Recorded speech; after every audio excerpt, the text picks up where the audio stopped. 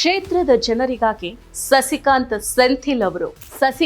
ಸೆಂಥಿಲ್ ಅವರ ಹಾದಿಯಲ್ಲಿ ಕರ್ನಾಟಕದ ಸಂಸದರು ಕೂಡ ನಡಿಬೇಕಾಗಿದೆ.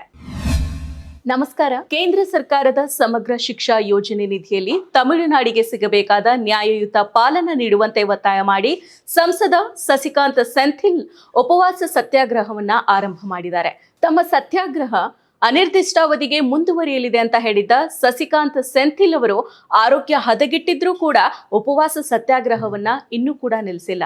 ಇನ್ನು ಅನಿರ್ದಿಷ್ಟಾವಧಿ ಉಪವಾಸ ಸತ್ಯಾಗ್ರಹವನ್ನ ನಡೆಸ್ತಾ ಇರೋ ಕಾಂಗ್ರೆಸ್ ಸಂಸದ ಸಸಿಕಾಂತ್ ಸೆಂಥಿಲ್ ಅವರ ಆರೋಗ್ಯ ಹದಗೆಟ್ಟ ಕಾರಣ ಶನಿವಾರ ರಾತ್ರಿ ಅವರು ಆಸ್ಪತ್ರೆಗೆ ದಾಖಲಾಗಿದ್ರು.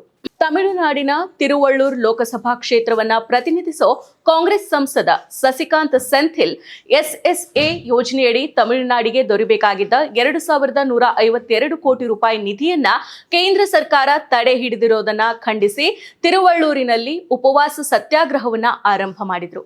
ಅಷ್ಟೇ ಅಲ್ಲದೆ SSA ಯೋಜನೆಯಡಿಯಲ್ಲಿ ಹಂಚಿಕೆಯಾದ ಸುಮಾರು 2,000 ಕೋಟಿ ರೂಪಾಯಿಗಳನ್ನ ವಿತರಿಸುವಲ್ಲೇ ಕೇಂದ್ರದ ವಿಳಂಬವನ್ನ ವಿರೋಧ ಮಾಡಿದ್ದಾರೆ.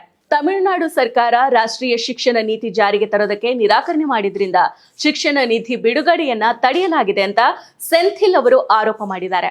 ಕೇಂದ್ರ ಸರ್ಕಾರದ ನಿರ್ಧಾರ ತಮಿಳುನಾಡಿನ 43 ಲಕ್ಷ ವಿದ್ಯಾರ್ಥಿಗಳು ಮತ್ತು 2.2 ಲಕ್ಷ ಶಿಕ್ಷಕರ ಭವಿಷ್ಯವನ್ನ ಅಭದ್ರಗೊಳಿಸಿದೆ ಅಂತ ಸೆಂಥಿಲ್ ಅವರು ಹೇಳಿದ್ದಾರೆ. ಇನ್ನು ಉಪವಾಸ ಮಾಡ್ತಾ ಇದ್ದ ಸೆಂಥಿಲ್ ಅವರಿಗೆ ಅಧಿಕ ರಕ್ತದೊತ್ತಡ ಕಾಣಿಸಿಕೊಂಡಿರೋ ಕಾರಣ ತಿರುವಲ್ಲೂರ್ ಸರ್ಕಾರಿ ವೈದ್ಯಕೀಯ ಕಾಲೇಜು ಆಸ್ಪತ್ರೆಗೆ ಅವರನ್ನ ದಾಖಲು ಮಾಡಲಾಗಿತ್ತು. ಈ ಬಗ್ಗೆ ಎಕ್ಸ್ ನಲ್ಲಿ ಪೋಸ್ಟ್ ಮಾಡಿರೋ ಸೆಂಥಿಲ್ SSA ಅಡಿಯಲ್ಲಿ ತಮಿಳುನಾಡಿನ ನ್ಯಾಯಯುತ ನಿಧಿಯನ್ನ ಕೋರಿ ನಾನು ನಡೆಸ್ತಾ ಇರೋ ಅನಿರ್ದಿಷ್ಟಾವಧಿ ಉಪವಾಸ ಸತ್ಯಾಗ್ರಹದ 3ನೇ ದಿನವಾದ ಇಂದು ನನಗೆ ಅಧಿಕ ರಕ್ತದೊತ್ತಡ ಇದೆ. ನನಗೆ ಸರಿಯಾದ ವೈದ್ಯಕೀಯ ಆರೈಕೆಯನ್ನ ನೀಡಲಾಗ್ತಾ ಇದೆ ಮತ್ತು ನನ್ನ ಆರೋಗ್ಯ ಸ್ಥಿರವಾಗಿದೆ ಅಂತ ಸೆಂಥಿಲ್ ಅವರು ತಿಳಿಸಿದ್ರು. ನನಗೆ ಇಷ್ಟ ನಂದಿನಿ ತುಪ್ಪ, ಶುದ್ಧ ತುಪ್ಪ ಅಂದ್ರೆ ನಂದಿನಿ. ರಾಜ್ಯ ಶಿಕ್ಷಣ ಸಚಿವ ಅನ್ಬಿಲ್ ಮಹೇಶ್ ಪೊಯ್ಯಮೊಳಿ ಅವರು ಮತ್ತೆ ಮುಖ್ಯಮಂತ್ರಿ MK ಸ್ಟಾಲಿನ್ ಕೂಡ ಶಿಕ್ಷಣ ನಿಧಿ ಬೇಡಿಕೆಯನ್ನ ಕೇಂದ್ರ ಸರ್ಕಾರದ ಮುಂದಿಟ್ಟಿದ್ದಾರೆ. ಕೇಂದ್ರ ಶಿಕ್ಷಣ ನೀತಿಯನ್ನ ರಾಜಕೀಯಕರಣಗೊಳಿಸ್ತಾ ಇದೆ ಮತ್ತು NEP ವಿರುದ್ಧದ ನಿಲುವಿಗಾಗಿ ತಮಿಳುನಾಡಿಗೆ ದಂಡವನ್ನ ವಿಧಿಸ್ತಾ ಇದೆ ಅಂತ ಟೀಕೆ ಮಾಡಿದ್ದಾರೆ.